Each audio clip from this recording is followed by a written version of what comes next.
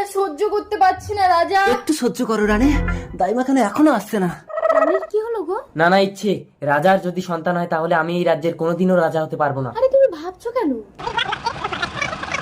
ঠিক বলেছো।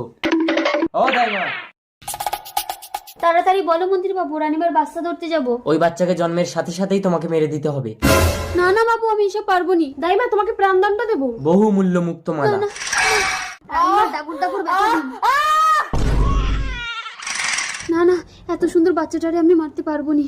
এক কাজ করি। রাজা মশাই, রানীমা বিড়াল ছানার জন্ম দিছে গো। বিড়াল ছানা?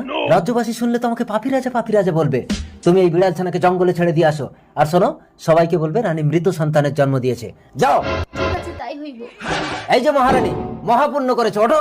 আমার সন্তান, আমার সন্তান। তুমি বিড়াল ছানা জন্ম দিয়েছো, রাজ্যময় আমার নাক কেটে গেছে। এই মুহূর্তে রাজপ্রাসাদ ত্যাগ করে বেরিয়ে